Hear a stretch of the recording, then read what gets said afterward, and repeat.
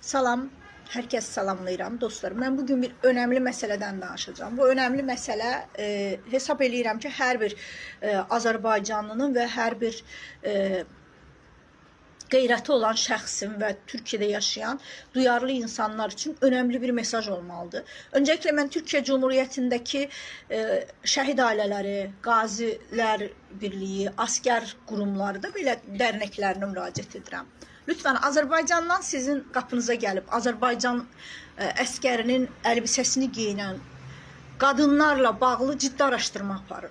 Hər qapınızı döyüb mən qaziyəm, mən əskərəm, nə bilim, o əskər əlbisəsində gələn, hələ 2020-ci ilin əskərlərimizin, şəhidlərimizin, şərəfli ordumuzun zəfəri üzərindən təpinib duran, nə bilim, yanınıza gəlib özünə iş axtaran, yanınıza gəlib özünə başqa bir gəlir yeri arayan şəxslərlə bağlı həmən Türkiyə Cumhuriyyəti Əmniyyətinə bir müraciət edin, araşdırsınlar bunlar kimdirlər.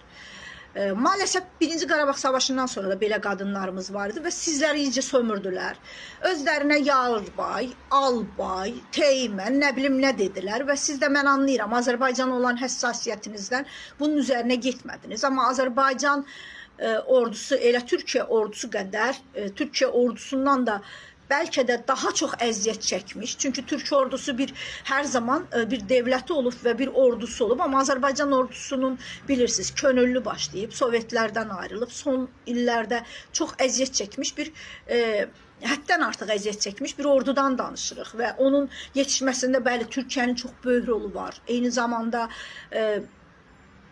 hər türlü dəstəyiniz var. Bunu da başa düşürəm. Amma ən azından öz əməyinizə yazığınız gəlsin və bu qapınıza gələn qadınların dodaqlarının botoksu, qaşlarının yuxarı ox kimi çıxması sizi aldatmasın. Mən başa düşürəm, yenə deyirəm, bəlkə Azərbaycanlıdır deyib üstündən keçirsiniz, etməyin, eləməyin. Bu mənim əskərimə, şəhid ailələrimə həqarətdir. Bu mənim millətimə, ölkəmə həqarətdir. Mən buradan Türkiyə Böyük Elçimiz Rəşad müəllimə müraciət edirəm. Mən buradan İstanbul konsolosumuz Nərminə xanıma müraciət edirəm. Artıq sizə xahiş edirəm, aidiyyatı qurumlara bir məktub göndərin. Bunun önü alınsın. Sosial mediaya bunların əlindən girmək mümkün deyil. Biri özünə iş axtarır, oradan çıxıb, ya tibb bacısı olan insan burada gəlir deyir, mən həkiməm. Baxın arkadaşlar, 3 illik tibb fakültəsi, tibb bacılığını oxuyan biri burada dirəşib ki, mən həkiməm, mənə niyə iş vermirsiniz? Hani biz qardaşıydıq deyir. Baxın arkadaşlar, üstündə də Azərbaycan əskərinin əlbisəsi. Sabada bunu tutanda şəkillərini paylaşıb deyəcəklər ki, gördünüz Azərbaycanlı döyüşçünü buradan sınır dışı etdilər. Bu qadınlar döyüşçü deyil. Bunlar mənim Azərbaycan əskərimə ləkədir.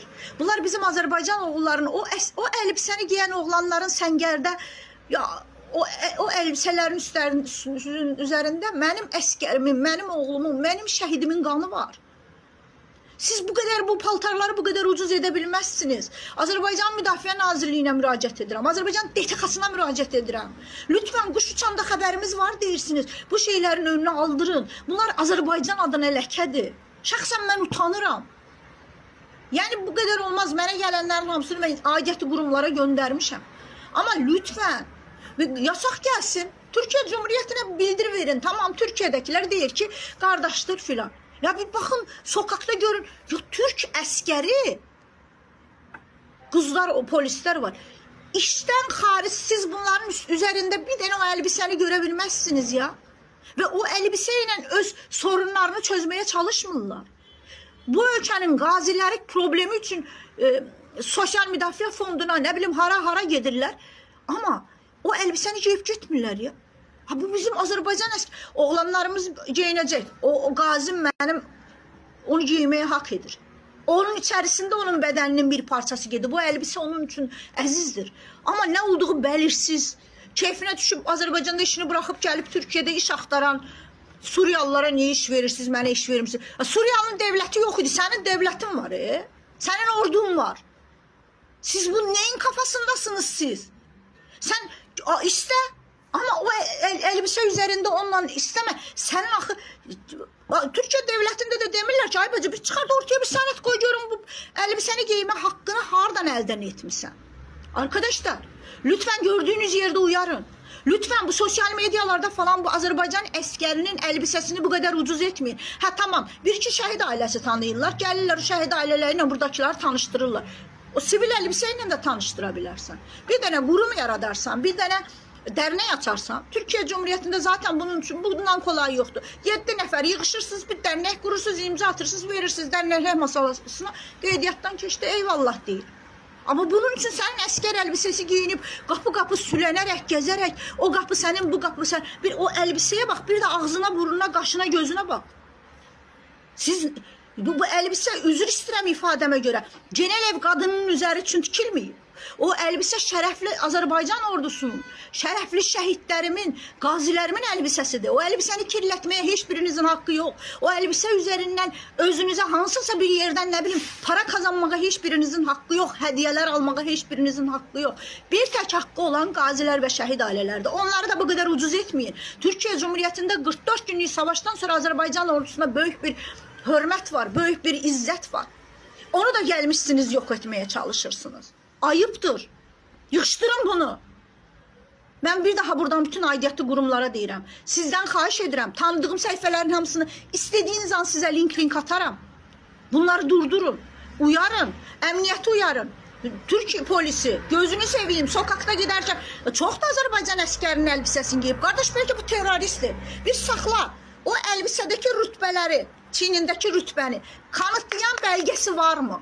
Yoktursa alacaksan emniyete götüreceksen. Bu saxtakarlıqdır. Bu saxtakarlıqdır. Və mənim ölkəmdən buraya gəlib də gedib qazilərin, nə bilim şəhid ailələrinin, nə bilim hansısa veteranlar cəmiyyətinin oraya gedir. Orada belə poz verirlər. Orada belə o bir ayağınıza bir oturuşuna baxın ya. Ha bir baxın da bunlar bir duruşuna baxın. Bunların ağzını açıb danışmağına baxın. Bu özdə çox da cahildirlər. Yenə deyirəm 3 illik texnikomu qutaran deyir ki mən həkiməm. Mən deyir Azərbaycanda həkim işləmişəm. Bu bizim hökmümüzə də, bizim öyrətmənlərimizə də, bizim təhsillilərimizə də bir ləkədir. Ki Türkiye Cumhuriyetində universitet 5 illik universitet qutaranlar, 6 il tıp fakültesini qutaranlar gəlib burada sınava girib, dənklik alıb, ondan sonra uzmanlıq sınavına giriblər. Burada nə əziyyət çəkiblər, 12 il, 13 il oxuyub, sonra həkim olublar. Düyləşib, xeyr olun mənə niyə? Sənin də Azərbaycan əskərinin elbisəsini giyinir, saxtakar. Saxtakarlıq etdin deyə millət sənə iş mi verməlidir burada? Harada görünüb bu? Mən bütün aidiyyatı qurumlara, Türkiye Cumhuriyetinin baş savcılığına qədər müraciət edirəm buradan. Belge olarak da göndereceğim. Ayıptır. Bunu durdurun. Ve hiçbir Azərbaycanlı da size bu Azərbaycanlını niye oradan deport ettiniz demez. Kanun var. Her ölkə öz qanunlarıyla idarə olunur. Eyni şey Azərbaycanda gedib edilsə, bir qadın 2 dəfə, 3 dəfə qapı sülənsə, Azərbaycan aidiyyatı qurumları bunu araşdıracaq. Bir baxaq görək bu kimdə, hardan gəlib. Çünkü bir yarbay, bir albay başka bir ölkəyə girirsə, bu otomatikmen o ölkənin bilgisi daxilində olur. Bir sürü bizim qazilərimiz gəlirlər buraya, tədaviyə belə gəlirlər, xeyli sayda və bunlar gələndə belə o, yəni artıq devlət bilir gələn kimdir. Və bu qadınlardan bu Azərbaycan ordusunun şərəfli elbisəsini al. Xahiş edirəm sizdən. O elbisəni giyinən oğlanlara bu zibidilərin, bu əxlaqsızların ləkə gətirməsine izin vermeyin. Bu kadar. Önce de heləydi 30 il bir sürü qarı, arvatlar bunu kullandılar. İndi de yeni moda olup bir sürü. Ayıptır. Vallahi ayıptır.